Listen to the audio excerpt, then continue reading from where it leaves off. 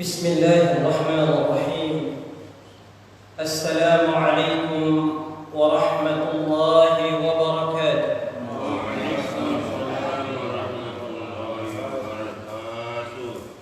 Innal hamdalillah nahmaduhu wa nasta'inuhu wa nastaghfiruh wa na'udzu billahi min shururi anfusina wa sayyiati a'malina. من يهده الله فلا مضل له ومن يضلل فلا هادي له. اللهم صل على محمد وعلى آله وصحابته والتابعين وتابعيهم بإحسان إلى يوم الدين. قال الله تعالى في كتابه الكريم: أعوذ بالله من الشيطان الرجيم. بسم الله الرحمن الرحيم. في قلوبهم مرض فزادهم الله مرضا ولهم عذاب أليم. وقال تعالى: يوم لا ينفع مال ولا بنون إلا من أتى الله بقلب سليم. وقال تعالى: الذين آمنوا وتطمئن قلوبهم بذكر الله ألا بذكر الله تطمئن القلوب. أما بعد، معاشر المسلمين ikhwati fillah, segenap jemaah salat subuh Masjid Al-Ikhlas Berambiji Sumbawa Besar yang dimuliakan Allah Subhanahu wa taala. Mengawali kajian rutin kita pada pagi yang penuh barakah ini di hari kedua bulan Safar 1442 Hijriah, kita senantiasa bersyukur kepada Allah Subhanahu wa taala karena atas limpahan nikmat dan rahmatnya kita dapat menunaikan apa yang menjadi kewajiban kita selaku hamba Allah, yaitu salat subuh berjamaah. Kita mengawali aktivitas pagi kita di hari ini dengan salat berjamaah. Semoga Allah Jalla wa'ala, Zat yang maha pengasih lagi penyayang, senantiasa menerima amal kebaikan kita dan menjadikan amalan ini menjadi amalan yang diterima di sisinya. Amin ya rabbal alamin. Salawat dan salam marilah kita junjungkan kepada kekasih kita Nabiullah Muhammad sallallahu alaihi wasallam. Ikhwati fillah, Bapak Ibu segenap jamaah kajian yang dimuliakan Allah Subhanahu wa taala. Pada kesempatan yang baik ini kita akan membahas satu tema yang sangat penting untuk kita pahami, untuk kita renungi, dan sekaligus kita amalkan dalam kehidupan kita sehari-hari. Jadi kajian kita ini berbeda dengan kajian sebelumnya, yaitu kajian tentang 40 amalan ahli surga. Ya, nanti kita pending, insyaallah minggu depan kita lanjutkan. Pada kesempatan ini kita akan membahas tentang kiat untuk meraih hati yang sehat. Ini tema kita Bapak Ibu. Saya kira semua kita ya senantiasa mendambakan agar hatinya sehat. Ingin punya hati yang selamat, Bapak Ibu sekalian. Baik selamat di dunia ini maupun selamat kelak di akhirat, Bapak Ibu rahmatnya Allah Jalla wa'ala. Karena itu bahasan atau kajian tentang ya, kiat menata hati itu sudah sering dibahas oleh para ulama kita terdahulu, ya. Salah satu ulama yang intens membahas masalah hati itu adalah namanya Ibnu Qayyim al-Jauziyah. Al-Imam Ibnu Qayyim itu punya kitab Ighatsatul Lahafan. Di situ beliau membahas tentang hati. Disebutkan beberapa ciri hati yang sehat. Beliau juga punya kitab, Bapak Ibu sekalian, ya. Ini kitab yang saya bawa hari ini, itu Al-Jawabul Kafi liman sa'ala 'anid dawa'i syafi. Arti kitab ini jawaban yang melegakan, ya, bagi orang yang bertanya tentang obat dari penyakit hati. Ini kitab yang sangat bagus, Bapak Ibu sekalian. Tapi sayangnya kitab ini disusun dengan bahasa Arab, jadi tidak ada terjemahannya. Nah, kaum muslimin rahmati Allah, landasan utama tentang pentingnya menata hati itu terdapat dalam sebuah hadis yang sahih, diriwayatkan oleh Imam Bukhari dan Muslim. Rasul kita sallallahu alaihi wasallam bersabda, "Ala inna fil jasadi mudghah." Ketahuilah bahwa pada jasadmu itu ada sebongkah daging, ada segumpal darah. In saluhat, kata Nabi, jika dia baik, saluha sa'irul jasad, maka jasadmu akan jadi baik. Ya, penglihatanmu akan jadi baik, pendengaranmu akan jadi baik, ya, cara berpikirmu akan jadi baik, langkah kakimu akan jadi baik, gerakan tanganmu akan jadi baik. Tapi sebaliknya, wa in fasadat, kalau sebongkah daging itu rusak, sakit, terluka atau mati, maka jasadmu juga ikut mati. Minimal sakit. Lalu beliau berkata, ala hiyal qalbu, ketahuilah, ya, segumpal darah atau sebongkah daging itu adalah hatimu, kata Nabi sallallahu alaihi wasallam. Maka hati di sini, Bapak Ibu sekalian, besar sekali peranannya dalam kehidupan kita.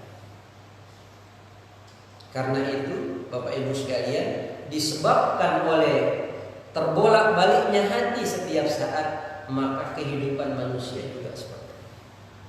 Ya, ada orang yang masya Allah hidupnya penuh dengan ketenangan, Bapak. Setiap hari dia jalani, ya, kehidupan yang indah, yang nyaman, yang lapang, yang tentram, yang sejuk. Ini karena hatinya bersih, hatinya sehat, Bapak Ibu. Tapi ada orang yang masya Allah menjalani hidup dengan penuh was-was, ya, was-was, khawatir, kemudian gelisah, cemas, Bapak Ibu sekalian, kesal setiap saat, emosi, marah, benci, bahkan dendam, Pak. Sepanjang hidupnya dirasakan itu. Maka Bapak Ibu sekalian, yang kedua ini indikasi bahwa hati sedang sakit, bahwa hati kita, Bapak Ibu sekalian, sedang bermasalah, tidak tertata dengan baik, ada kotoran, dan kotorannya itu lebih dahsyat dari virus corona. Kotornya itu lebih dahsyat dari bakteri yang mematikan. Karena kalau bakteri hanya menyerang jasad, tetapi hati dia bisa menyerang iman kita, bisa menggerogoti akidah kita, bisa menghancurkan ketenangan kita di dalam kehidupan. Karena itu disinilah pentingnya hati yang bersih, Bapak Ibu sekalian yang dimuliakan Allah Subhanahu wa taala. Karena itu para ulama terdahulu, ya, seperti Imam Ibnu Qayyim al-Jauziyah ini, Bapak Ibu sekalian, ada dua sisi pentingnya menata hati Bapak Ibu sekalian. Yang pertama, karena hati itu raja tadi Pak. Hati kita itu raja. Jadi semua perilaku yang keluar dari jasad itu atas perintah hati Bapak Ibu sekalian. Jadi kalau hati kita sedang baik, maka yang keluar dari anggota tubuh kita baik. Tapi kalau hati sedang tidak baik Bapak Ibu sekalian, maka perilaku pun akan tampak tidak baik. Karena dia raja Bapak Ibu sekalian. Ya. Semua anggota tubuhnya pasukannya. Kemudian yang kedua, hati itu kata ulama miftahus sa'adah, kunci kebahagiaan itu ada di hati kita. Jadi kalau orang mau bahagia Bapak Ibu sekalian, tidak harus bergelimang harta. Orang miskin pun bisa bahagia, tergantung hati. Kalau hati betul-betul dihadapkan kepada Allah Jalla wa'ala, ya, betul-betul ikhlas mengharapkan ridhanya Allah, dia bersyukur ketika dapat nikmat, sabar ketika dapat ujian, istighfar ketika berbuat dosa, maka insya Allah dia akan raih kebahagiaan. Bapak Ibu sekalian, ini ya alasan pentingnya kita wajib menata hati. Nah, bagaimana cara menata hati Bapak Ibu? Ada dua cara kata ulama. Yang pertama, kenali dulu hati kita. Hati kita ini termasuk yang mana? Karena hati itu ada tiga macamnya. Ada hati yang sehat, yang digambarkan Allah dalam Al-Quran, surat Ar-Ra'd. Allah berfirman, "Yauma la yanfa'u malun wala banun illa man atallaha biqalbin salim." Pada hari itu, maksudnya hari kiamat itu, ya, tidak lagi berguna harta kita Bapak Ibu. Tidak lagi berguna anak-anak untuk menyelamatkan kita. Ya, kita sibuk dengan urusan kita masing-masing di hari itu. Sebagaimana firman Allah dalam ayat yang lain, "Yauma yafirrul mar'u min akhihi wa ummihi wa abihi wa sahibatihi wa banihi likulli imri'in yawma idzin sya'nun yughni." Pada hari itu Bapak Ibu sekalian, ya, seseorang lari dari kedua orang tua, lari dari suaminya, istrinya, lari dari anak-anaknya, lari dari saudaranya. Semuanya sibuk dengan urusannya sendiri-sendiri kata Allah. Jadi tidak bisa anak kita menyelamatkan kita di hari itu Bapak Ibu sekalian. Harta kita tidak bisa, ya. Siapa yang hari itu menyelamatkan kita dengan izin Allah? Hati. Illa man atallaha, kecuali yang datang menghadap Allah dengan membawa hati yang bersih, hati yang selamat, selamat dari kekufuran, selamat dari kesyirikan, selamat dari kefasikan, selamat dari dosa, selamat dari maksiat. Bapak Ibu sekalian, ya, ini hati yang sehat. Yang kedua kata ulama, hati yang sakit. Hati yang sakit. Dalam surah Al-Baqarah Allah berfirman, "Fi qulubihim marad fazadahumullahu marada." Di dalam hati mereka, ya, ahli maksiat ini, di dalam hati orang-orang yang kufur ini, Bapak Ibu sekalian, ada penyakit kata Allah. Ya, ada penyakit. Lalu Allah tambah penyakit itu. Bapak Ibu sekalian dalam hati Allah sakit. Kemudian yang ketiga, hati yang mati. Khatamallahu ala qulubihim wa ala sam'ihim wa ala absarihim ghishawah wa lahum adzabun adzim. Allah tutup mata hati mereka. Artinya mati hatinya. Bapak Ibu sekalian, hatinya mati. Ya, ini tiga ciri hati. Nanti kita tiga jenis hati, nanti kita akan berbicara tentang ciri-cirinya. Semoga kita terhindar dari dua hati yang terakhir. Bapak Ibu, ikhwati fillah segenap jamaah yang dimuliakan Allah Subhanahu wa taala, kita berbicara terlebih dahulu tentang hati yang sehat. hati yang sehat oleh Imam Asy-Syafi'i rahimahullah, ya, beliau menggambarkan hati sehat itu seperti gelas yang bening, Pak. Jadi kalau kita punya gelas bening, Bapak Ibu, lalu kita tuangkan air yang bening juga, itu kelihatan nggak airnya, Bapak Ibu? Lihat, jernih. Lalu kalau ada debu yang masuk sekecil apapun itu terlihat, karena sama-sama bening. Gelasnya bening, hatinya bening. Maka sekecil apapun debu yang masuk terlihat dan dengan mudah kita bersihkan, kita tuangkan, kita buang. Tapi coba kalau gelasnya lumutan, Pak, gelasnya sudah karatan, dituangkan air, mau jernih mau kotor, itu tidak kelihatan. Ya, inilah contoh hati yang sehat dan hati yang tidak sehat. Karena itu kata beliau, ya, rahimahullah ta'ala, maka jadilah seperti gelas yang bening yang terisi dengan air yang bening, supaya hati tetap sehat, Bapak Ibu sekalian. Kemudian beliau menjelaskan ciri hati yang sehat. Beliau jelaskan 10, Pak, cirinya. Ya, Al-Imam Ibnu Al-Qayyim ada 10 ciri hati yang sehat. Bapak Ibu sekalian, kita ambil secara umum saja. Ciri yang pertama kata beliau, Bapak Ibu sekalian, hati yang selalu suka melakukan hal-hal yang bermanfaat. Jadi hatinya selalu senang berbuat sesuatu yang bermanfaat, baik bagi dirinya sendiri, bagi keluarganya, bagi orang lain. Ya, Bapak Ibu. Dia sangat tidak senang kalau apa yang dia lakukan itu mendatangkan bahaya atau keburukan bagi orang lain. Ini ciri hati yang sehat.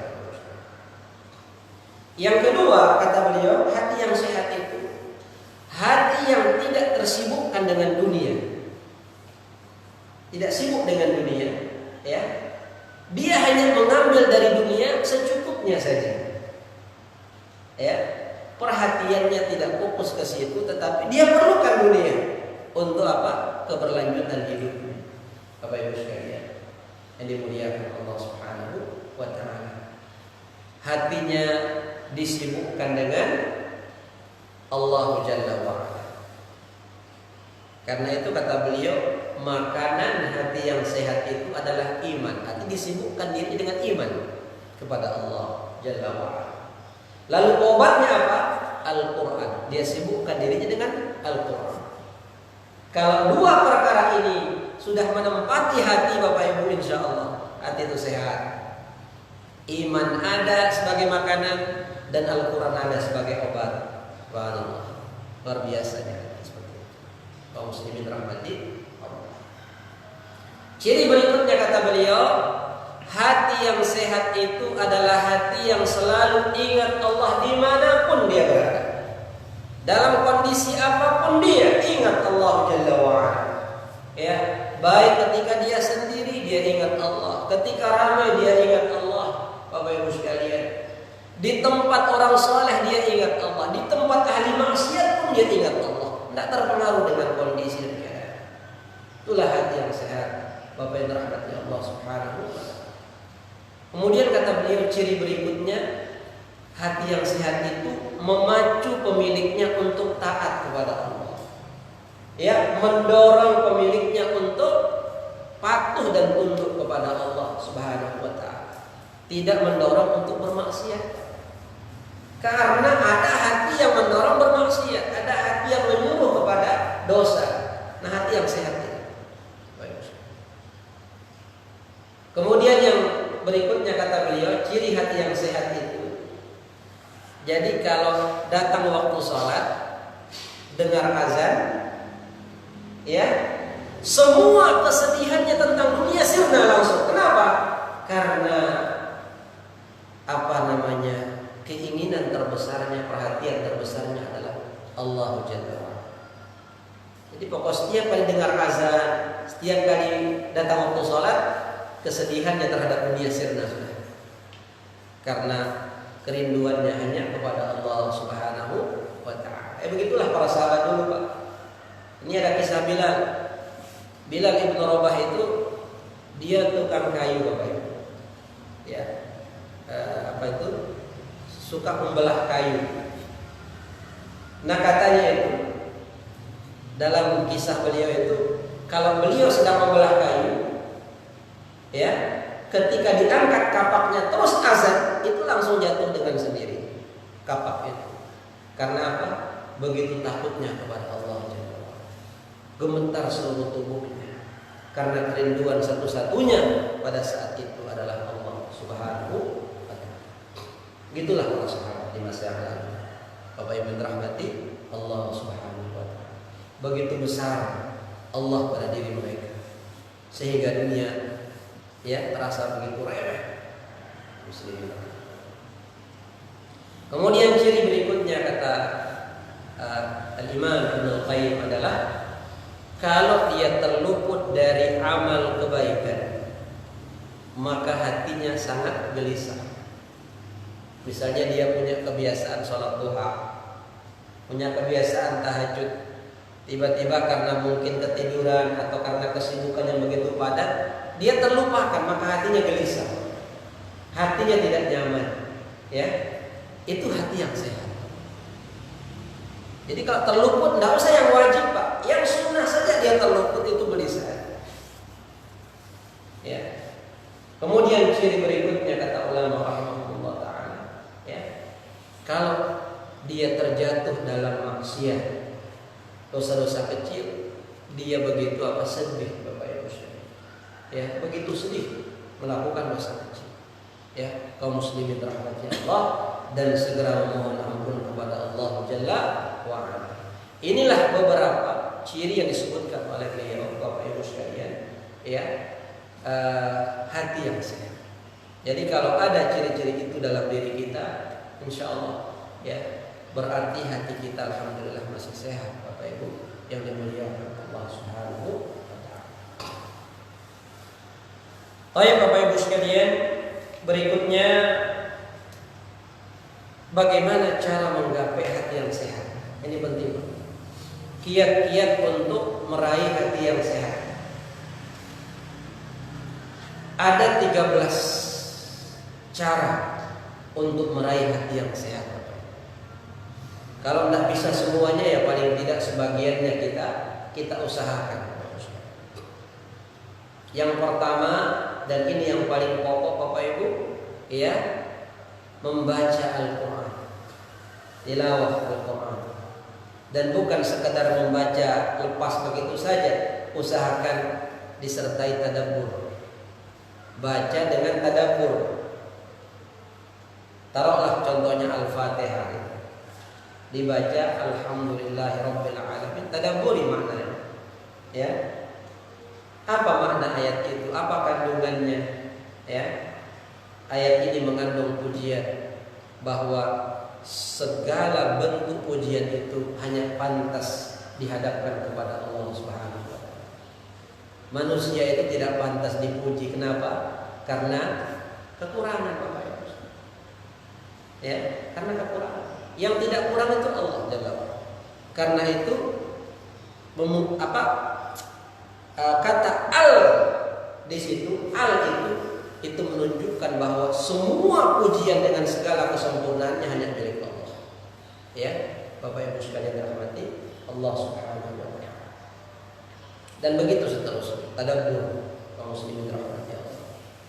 Kemudian yang kedua kata ulama, agar hati sehat Pak, mencari dan mengamalkan ilmu Bapak Ibu sekalian. Nah ini alhamdulillah contohnya kita di masjid kita ini, alhamdulillah pengajian tetap ada. Ya, tentu dengan protokol kesehatan Bapak Ibu sekalian. Alhamdulillah kita jaga jarak di sini. Ya. Salat pun masih kita jaga jarak. Alhamdulillah. Ya. Inilah namanya al-wiqayah, pencegahan. Lebih baik daripada pengobatan. Ya.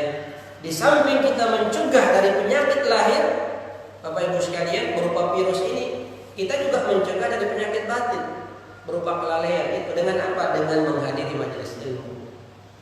Maka pengajian kita penting Bapak Ibu sekalian rahmati Allah Jalla wa'ala. Mungkin masjid yang lain belum jalan pengajiannya, alhamdulillah kita jalan. Ya, Bapak Ibu sekalian rahmati Allah Subhanahu wa taala. Jadi yang kedua tadi mencari ilmu tapi mengamalkan juga. Karena tanda keberkahan ilmu itu ketika diamalkan. Ilmu yang tidak diamalkan bagaikan pohon tidak punya buah. Tidak ada manfaatnya sama sekali untuk orang lain. Kemudian yang ketiga, ikhwati fillah, yaitu selalu mengingat mati, Pak. Ingat akhirat, ingat kematian, ingat sempitnya liang kubur. Jadi kalau orang selalu ingat mati, insya Allah, Bapak Ibu sekalian rahmatnya Allah, dia akan apa? Tidak akan merasa dunia, tidak akan terasa besar di matanya, tidak akan membuat dia sombong. Lalu kalau dia miskin, dia tidak putus asa, Pak, karena dia tahu yang dia miliki hari ini hanya titipan, suatu saat akan diambil oleh Allah. Dan di akhirat nanti orang kaya bukanlah karena harta, tapi karena apa? Amal, karena takwanya kepada Allah dan Allah. Dia yakin itu. Karena itu mengingat mati itu penting. Karena itu kata Nabi SAW, ya, Bapak Ibu sekalian, aksiru, perbanyak zikra hadhimil ladzat, perbanyak mengingat pemutus kenikmatan, yaitu kematian, kata Nabi SAW. Bapak Ibu sekalian. Kemudian yang keempat, Bapak Ibu sekalian, membiasakan amalan-amalan qalbu. Jadi biasakan setiap kali ingin beramal, tata hati dulu, Bapak Ibu sekalian. Dengan cara apa? Pertama, ketika beramal, luruskan niat dulu, biasakan ikhlas. Walaupun ini berat, jangankan kita Bapak Ibu sekalian, para ulama terdahulu merasakan, ya, Sufyan bin Uyainah, ya, begitu juga Imam Abdullah bin Mubarak, Imam Malik dan yang lain. Apa yang mereka katakan? Ma'alajtu syai'an ashadda alayya min niyati min qalbi.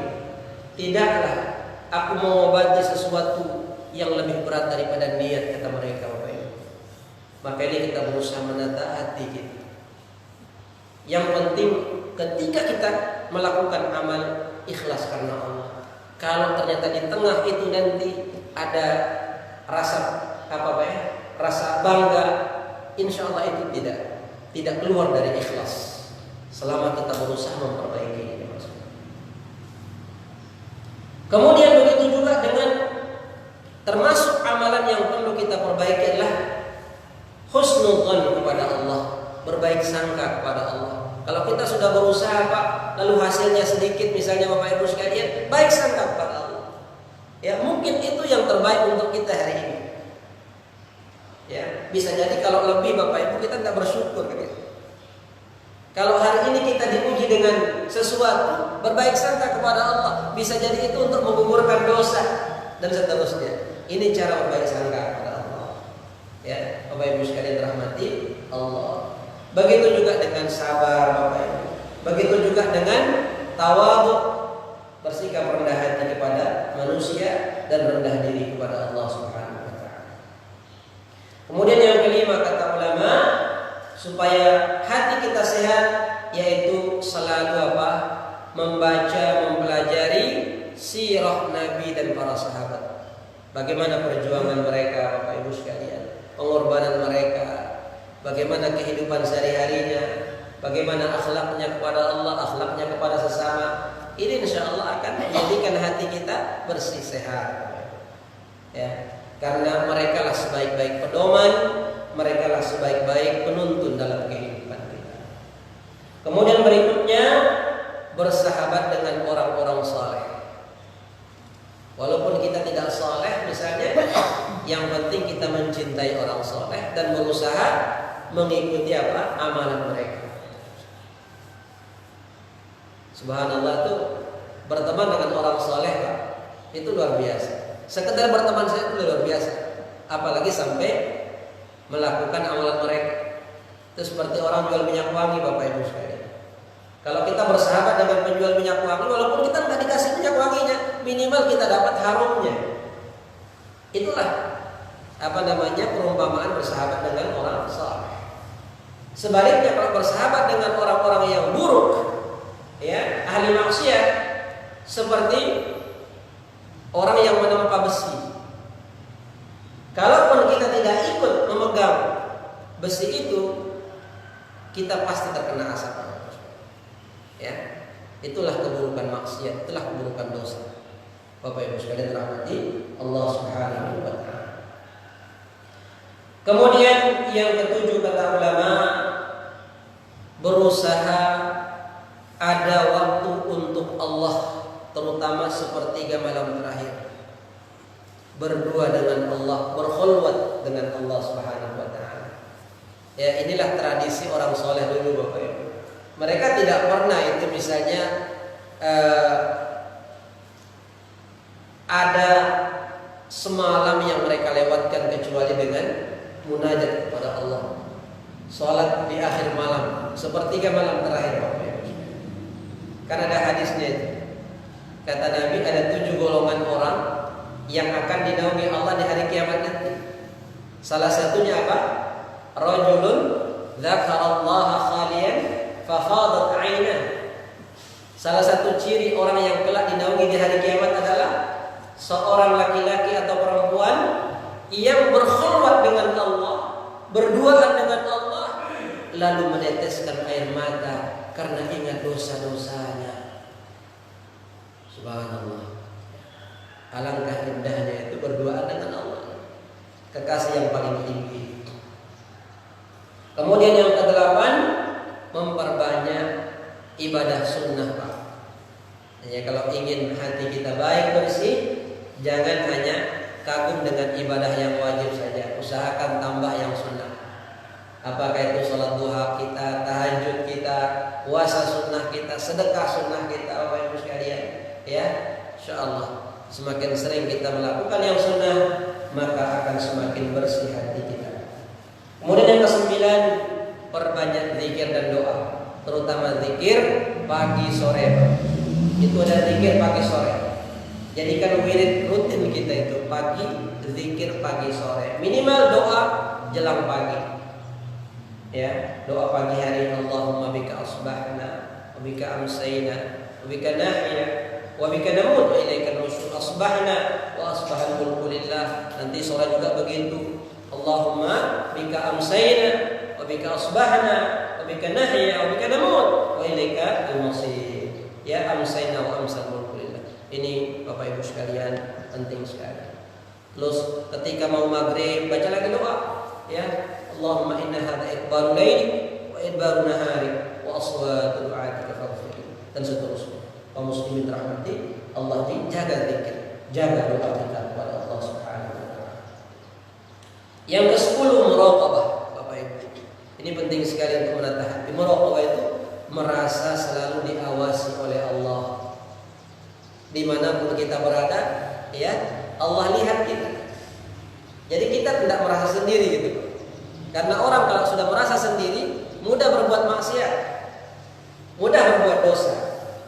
Ya, karena itu selalu hadirkan Allah dalam hidup kita dimanapun. Kemudian yang ke-11, muhasabah Bapak Ibu, sering-sering introspeksi diri. Kalau bisa setiap hari Pak, di penghujung sore, ya Allah, hari ini gimana amal saya, gimana ketepatan waktu sholat saya, introspeksi diri. Bapak Ibu, gimana ngaji saya, bisa terus. Kemudian yang ke-12, mu'aqabah, yang menghukum diri sendiri kalau lalai beribadah. Itu ulama dulu begitu Pak.